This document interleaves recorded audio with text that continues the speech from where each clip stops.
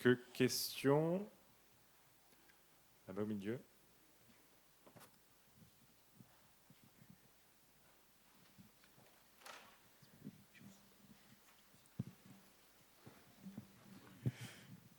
Bonsoir, Fabienne Erard, la compostière de l'Aube, et je représente le syndicat des professionnels du recyclage par valorisation agronomique. Je voudrais faire le lien avec cette dernière session par rapport à la toute première session. Merci déjà pour la qualité des présentations. Il a été évoqué parmi les leviers d'une meilleure autonomie et souveraineté alimentaire, donc une meilleure autonomie en engrais, l'utilisation des déchets organiques en recyclage. Il a été évoqué les biodéchets et bien évidemment les boues de station d'épuration qui sont riches en phosphore, mais pas que. La matière organique est aussi importante à préserver pour le retour au sol, garder des sols vivants. Et aujourd'hui, nos filières d'épandage, de compostage, de méthanisation sont confrontées à une réglementation émergente qui s'appelle les textes du socle commun. Et ma question, c'est quelle est l'articulation avec le règlement européen ? Et par rapport à ce qui a été évoqué ce matin, ces futurs textes qui sont en consultation publique semblent un peu étonnants dans le sens où, pour une meilleure efficacité des effluents d'élevage, par exemple, ils n'incitent pas à l'analyse. Et par rapport aux autres matières qui retournent au sol, il y a des seuils et voire des flux très contraignants qui semblent vouloir être imposés et qui semblent même au-delà de ce que la réglementation européenne, notamment sur les flux, imposerait. Ce qui mettrait ces fertilisants issus de l'économie circulaire locale en concurrence par rapport à des fertilisations plutôt importées. Merci. Alors, je ne sais pas par quoi commencer au niveau de la question. Par rapport au socle commun, c'est vrai que là, on parle de deux dimensions différentes. C'est-à-dire qu'on est, d'un point de vue européen, sur une politique européenne qui prône également le retour au sol de matière organique, mais qui du coup a été construite indépendamment de ce que peut être fait d'un point de vue local par pays. Donc là, il y a eu, on va dire, concomitance, même si au niveau du socle commun, l'agenda a pris du retard et qu'il n'est toujours pas en application. Mais voilà, il n'y a pas de coordination, on va dire, entre les politiques européennes aujourd'hui et les politiques locales par rapport à ce type de réglementation. Donc oui, il va falloir superposer les deux, en tout cas. Pour la France, ça va être nécessaire de pouvoir vérifier que les produits soient mis en marché par AMM, par voie normative ou par le FPR. Il va falloir en effet ajouter par-dessus les requis du socle commun. Et donc vérifier, puisque toute matière qui va retourner au sol devra passer par les requis de ce règlement-là, enfin de ces décrets et arrêtés qui sont aujourd'hui définis. Après, voilà, par rapport au...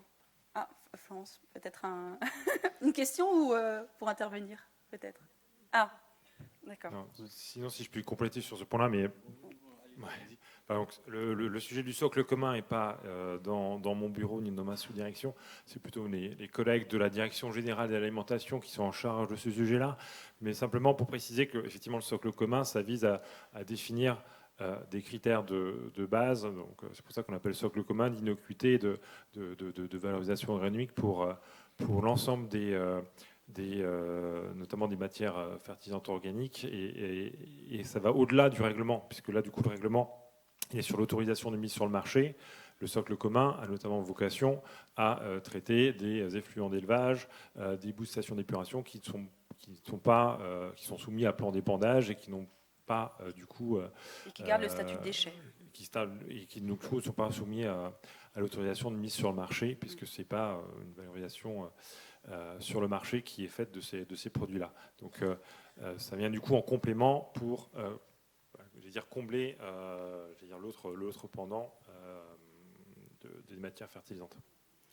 Ouais, et juste un petit complément quand même, je ne vais pas répondre à la place du ministère, mais en tout cas, d'après nos connaissances, parce qu'on a travaillé sur ce socle commun sur les premières versions, le ministère a quand même pris en compte pas les flux, mais en tout cas les teneurs, etc., qui sont dans le 2019-2009. Donc, il y a aussi des teneurs qu'on a dans les normes. Donc, c'est un travail un petit peu plus global avec justement en chapeau la définition des catégories. Donc c'est deux choses, c'est deux logiques différentes. Là, on est vraiment sur une logique de définir des catégories de produits et de définir l'innocuité d'autres produits.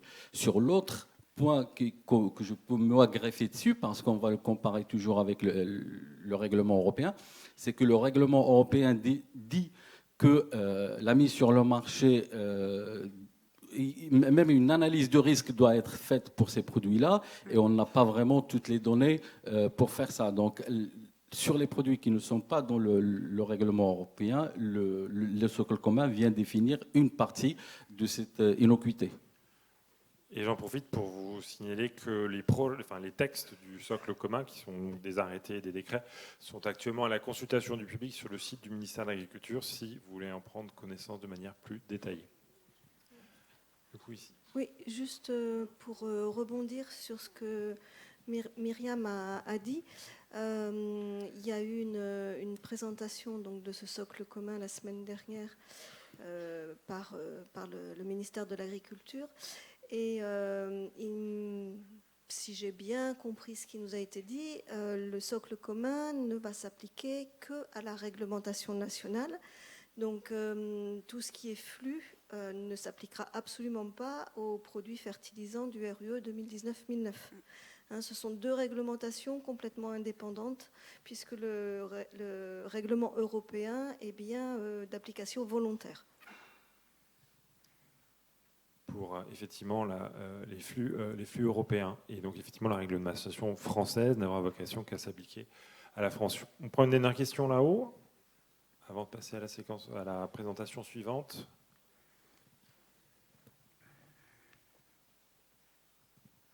Oui, bonjour, Thomas Pitra, Société Géocarta. J'ai une question spécifique pour Madame Eck, alors qui est moins générale que les questions qui ont été posées précédemment. Mais je me posais une question qui a peut-être une réponse dans les éléments que vous n'avez pas pu aborder parce qu'il a fallu accélérer, sur la prise en compte des types de sols pour évaluer les allégations d'efficacité des produits, dans la mesure où l'objectif est de mettre sur le marché des produits à l'échelle européenne. On imagine que certains de ces produits-là n'ont pas la même efficacité en fonction de s'ils sont utilisés, je sais pas, dans des tcherniosums roumains ou dans des sols de la Harte en Alsace. Voilà. Est-ce que cette question-là est abordée dans la méthodologie Oui. Alors en effet, ça concerne notamment la dernière norme, la TS5 que je n'ai pas pu aborder, sur les éléments confinés dans le sol et la rhizosphère. Donc dans cette norme spécifiquement, là on parle des éléments qui ne sont pas aujourd'hui disponibles pour la plante et qui doivent subir une minéralisation ou qui doivent être rendus disponibles pour que la plante puisse y accéder.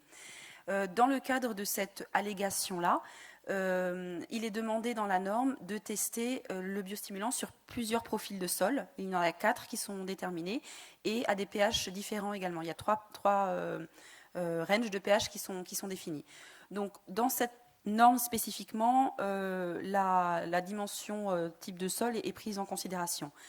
Par contre, ce n'est pas le cas pour les autres types de sol, pour les autres types d'allégations, les stress abiotiques ou l'amélioration de la qualité des cultures ou les éléments nutritifs. Là, on n'a pas cet aspect de sol.